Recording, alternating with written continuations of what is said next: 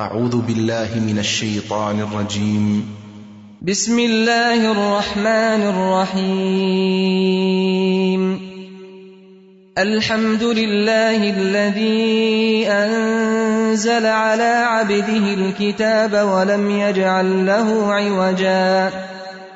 قيما لينذر بأسا شديدا من لدنه ويبشر المؤمنين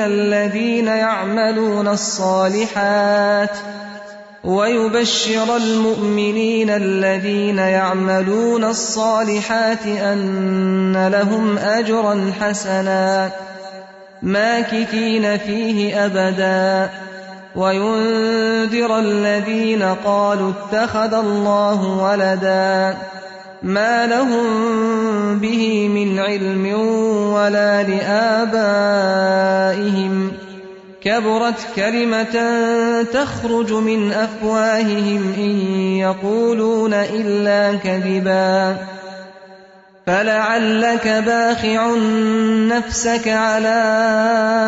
آثارهم إن لم يؤمنوا بهذا الحديث أسفا إنا جعلنا ما على الأرض زينة لها لنبلوهم أيهم أحسن عملا وإنا لجاعلون ما عليها صعيدا جرزا أم حسبت أن أصحاب الكهف والرقيم كانوا من آياتنا عجبا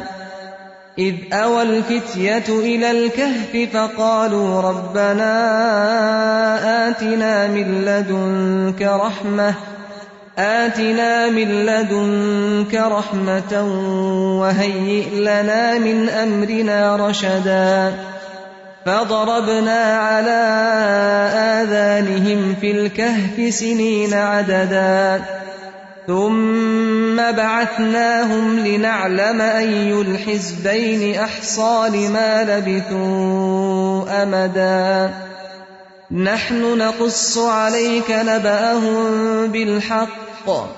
إنهم فتية آمنوا بربهم وزدناهم هدى وربطنا على قلوبهم إذ قاموا فقالوا ربنا رب السماوات والأرض لن ندعو من دونه إلها لقد قلنا إذا شططا هؤلاء قومنا اتخذوا من دونه آلهة لولا يأتون عليهم بسلطان بين فمن أظلم ممن افترى على الله كذبا وإذ اعتزلتموهم وما يعبدون إلا الله فأووا إلى الكهف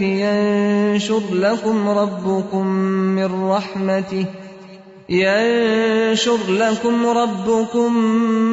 من رحمته ويهيئ لكم من أمركم مرفقا وترى الشمس إذا طلعت تزاور عن كهفهم ذات اليمين وإذا غربت تقرضهم ذات الشمال وهم في فجوة منه ذلك من آيات الله من يهد الله فهو المهتد ومن يضلل فلن تجد له وليا مرشدا وتحسبهم أيقاظا وهم رقود ونقلبهم ذات اليمين وذات الشمال وكلبهم باسط ذراعيه بالوصيد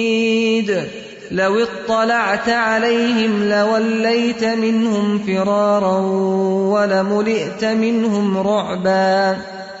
وكذلك بعثناهم ليتساءلوا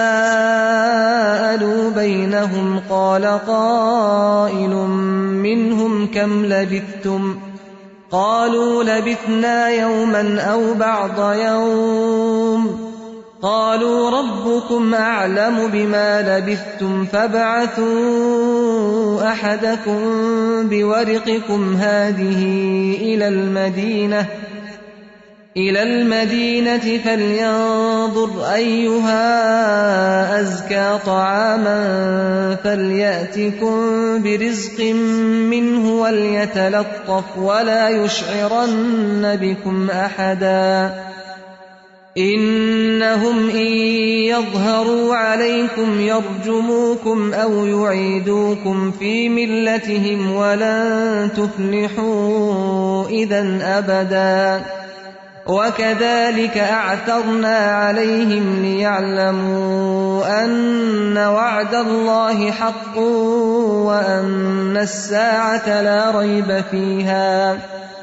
وأن الساعة لا ريب فيها إذ يتنازعون بينهم أمرهم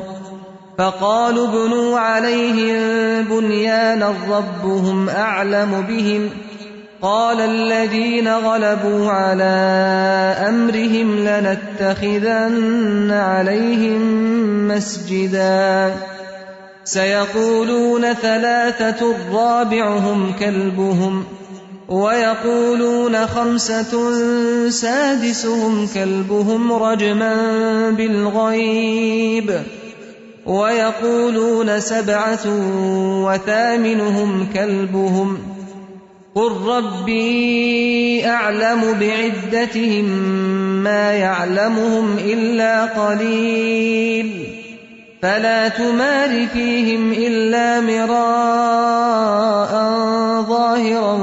ولا تستفت فيهم منهم أحدا ولا تقولن لشيء إني فاعل ذلك غدا إلا أن يشاء الله واذكر ربك إذا نسيت وقل عسى أن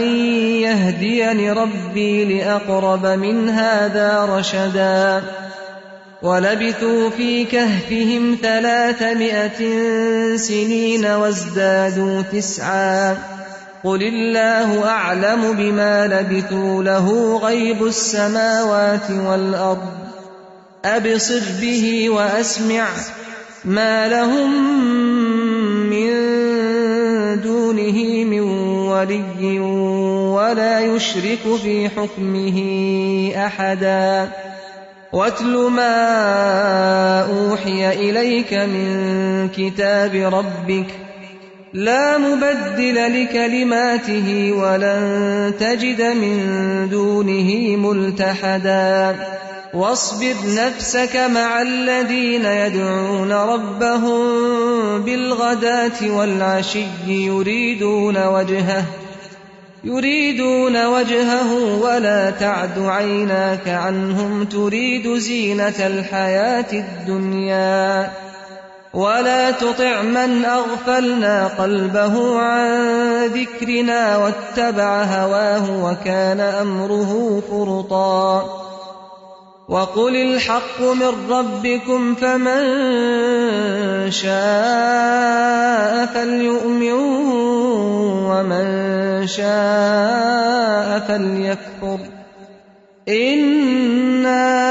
أعتدنا للظالمين نارا أحاط بهم سرادقها وإن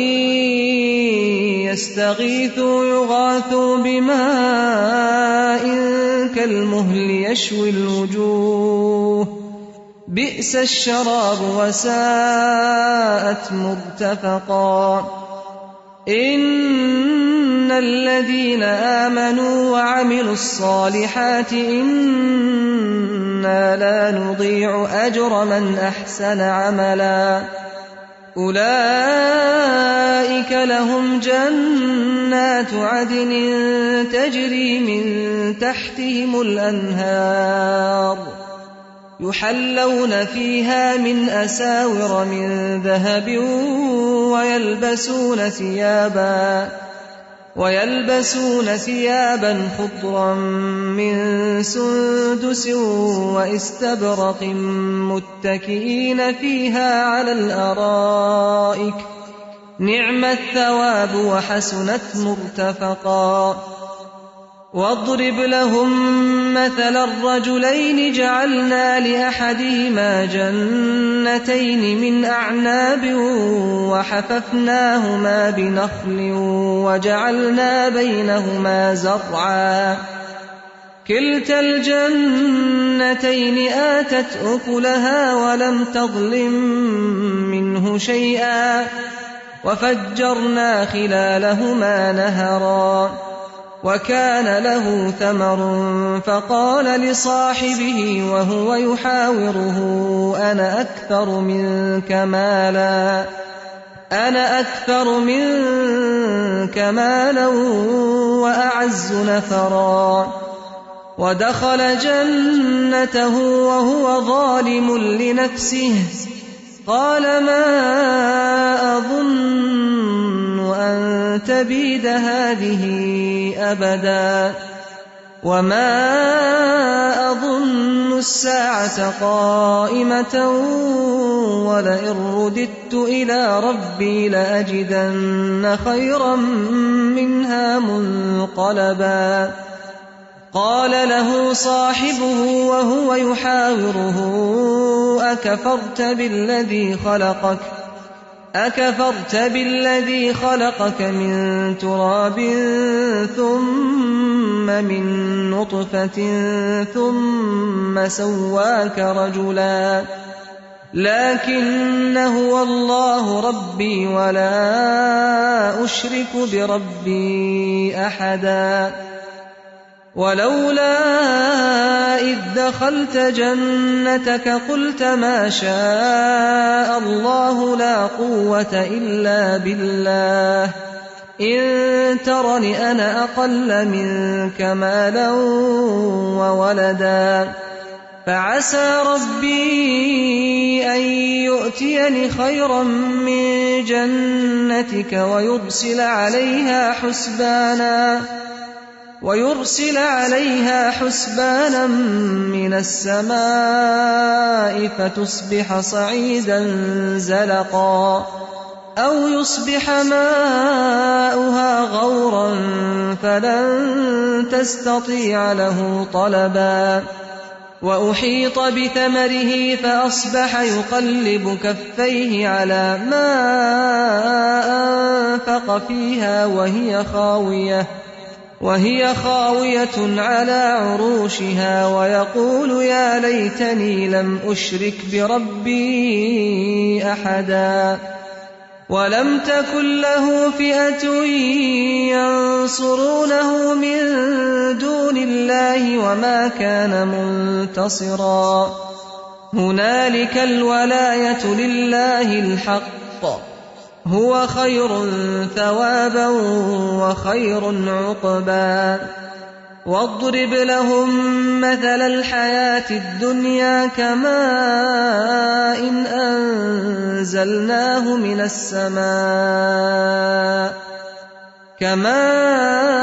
إن أنزلناه من السماء فاختلط به نبات الأرض فأصبح هشيما تذروه الرياح وكان الله على كل شيء مقتدرا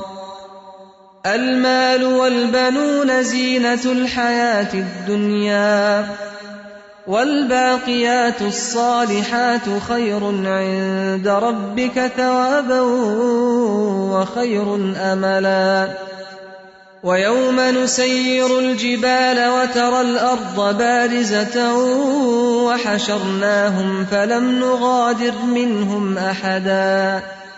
وعرضوا على ربك صفا لقد جئتمونا كما خلقناكم أول مرة بل زعمتم أن لن نجعل لكم موعدا ووضع الكتاب فترى المجرمين مشفقين مما فيه ويقولون يا ويلتنا ما لهذا الكتاب لا يغادر صغيرة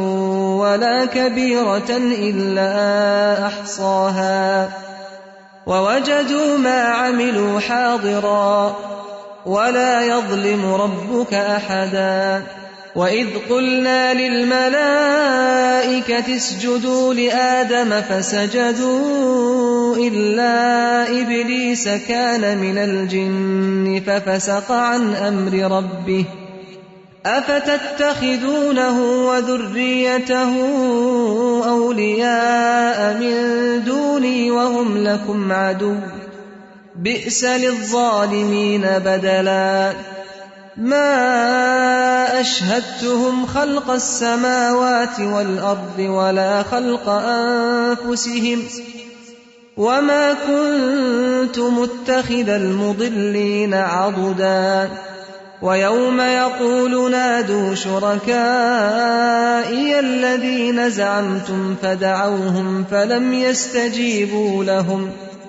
فدعوهم فلم يستجيبوا لهم وجعلنا بينهم موبقا ورأى المجرمون النار فظنوا أنهم مواقعوها ولم يجدوا عنها مصرفا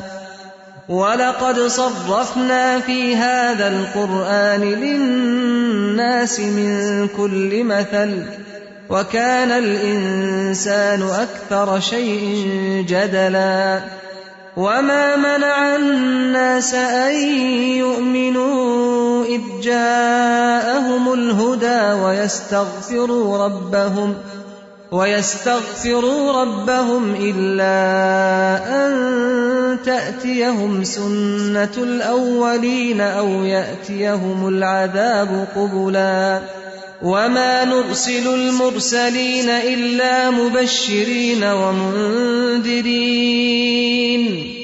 ويجادل الذين كفروا بالباطل ليدحضوا به الحق واتخذوا آياتي وما أنذروا هزوا ومن أظلم ممن ذكر بآيات ربه فأعرض عنها ونسي ما قدمت يداه إنا جعلنا على قلوبهم أكنة أن يفقهوه وفي آذانهم وقرا وإن تدعهم إلى الهدى فلن يهتدوا إذا أبدا وربك الغفور ذو الرحمة لو يؤاخذهم بما كسبوا لعجل لهم العذاب بل لهم موعد لن يجدوا من دونه موئلا وتلك القرى أهلكناهم لما ظلموا وجعلنا لمهلكهم موعدا وإذ قال موسى لفتاه لا أبرح حتى أبلغ مجمع البحرين أو أمضي حقبا فلما بلغا مجمع بينهما نسيا حوتهما فاتخذ سبيله في البحر سربا فلما جاوزا قال لفتاه آتنا غداءنا لقد لقينا من سفرنا هذا نصبا قال أرأيت إذ أوينا إلى الصخرة فإني نسيت الحوت وما أنسانيه إلا الشيطان أن أذكره واتخذ سبيله في البحر عجبا قال ذلك ما كنا نبغ فارتدا على آثارهما قصصا فوجدا عبدا من عبادنا آتيناه رحمة من عندنا وعلمناه من لدنا علما قال له موسى هل أتبعك على أن تعلمني مما علمت رشدا قال إنك لن تستطيع معي صبرا وكيف تصبر على ما لم تحط به خبرا قال ستجدني إن شاء الله صابرا ولا أعصي لك أمرا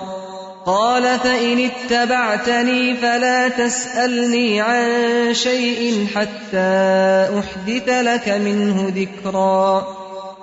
فانطلقا حتى إذا ركبا في السفينة خرقها قال أخرقتها لتغرق أهلها لقد جئت شيئا إمرا قال ألم أقل إنك لن تستطيع معي صبرا قال لا تؤاخذني بما نسيت ولا ترهقني من أمري عسرا فانطلقا حتى إذا لقيا غلاما فقتله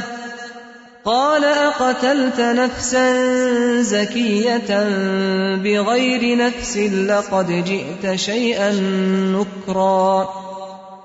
قال ألم أقل لك إنك لن تستطيع معي صبرا قال إن سألتك عن شيء بعدها فلا تصاحبني قد بلغت من لدني عذرا فانطلقا حتى إذا أتيا أهل قرية استطعما أهلها فأبوا أن يضيفوهما فوجدا فيها جدارا يريد أن ينقض فأقامه قال لو شئت لاتخذت عليه أجرا قال هذا فراق بيني وبينك سأنبئك بتأويل ما لم تستطع عليه صبرا أما السفينة فكانت لمساكين يعملون في البحر فأردت أن أعيبها وكان وراءهم ملك يأخذ كل سفينة غصبا وأما الغلام فكان أبواه مؤمنين فخشينا أن يرهقهما طغيانا وكفرا فأردنا أن يبدلهما ربهما خيرا منه زكاة وأقرب رحما وأما الجدار فكان لغلامين يتيمين في المدينة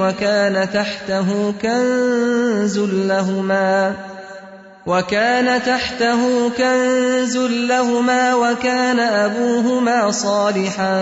فأراد ربك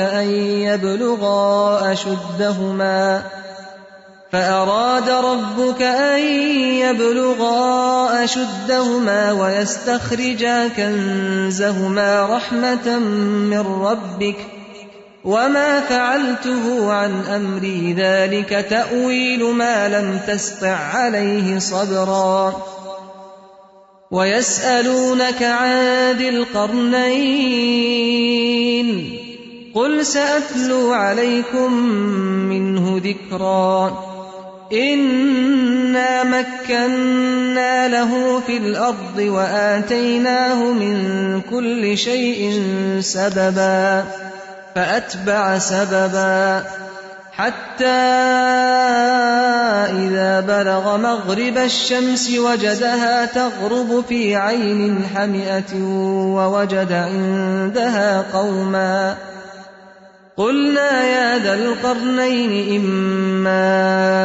أن تعذب وإما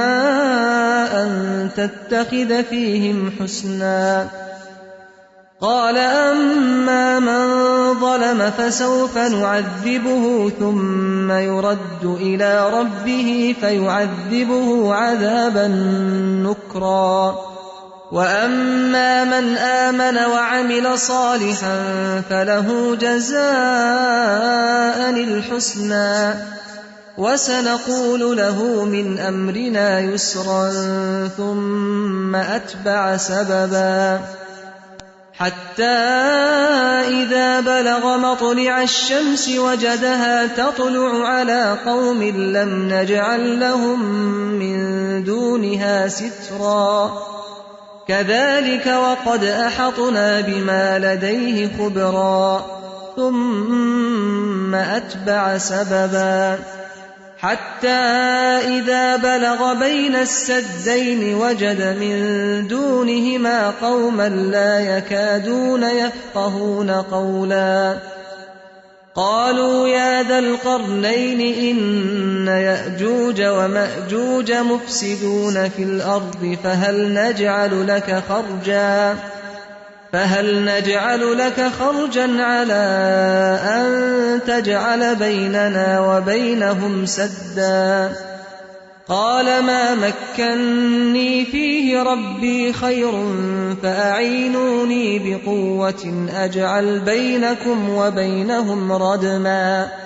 آتوني زبر الحديد حتى إذا ساوى بين الصدفين قال انفخوا حتى إذا جعله نارا قال آتوني أفرغ عليه قطرا فما استطاعوا أن يظهروه وما استطاعوا له نقبا قال هذا رحمة من ربي فإذا جاء وعد ربي جعله دكاء وكان وعد ربي حقا وتركنا بعضهم يومئذ يموج في بعض ونفخ في الصور فجمعناهم جمعا وعرضنا جهنم يومئذ للكافرين عرضا الذين كانت أعينهم في غطاء عن ذكري وكانوا لا يستطيعون سمعا أفحسب الذين كفروا أن يتخذوا عبادي من دوني أولياء إنا أعتدنا جهنم للكافرين نزلا قل هل ننبئكم بالأخسرين أعمالا الذين ضل سعيهم في الحياة الدنيا وهم يحسبون أنهم يحسنون صنعا أولئك الذين كفروا بآيات ربهم ولقائه فحبطت أعمالهم فلا نقيم لهم يوم القيامة وزنا ذلك جزاؤهم جهنم بما كفروا واتخذوا آياتي ورسلي هزوا إن الذين آمنوا وعملوا الصالحات كانت لهم جنات الفردوس نزلا خالدين فيها لا يبغون عنها حولا قل لو كان البحر مدادا لكلمات ربي لنفد البحر قبل أن تنفد كلمات ربي ولو جئنا بمثله مددا قل إنما أنا بشر مثلكم يوحى إلي أنما إلهكم إله واحد فمن كان يرجو لقاء ربه فليعمل عملا صالحا ولا يشرك بعبادة ربه أحدا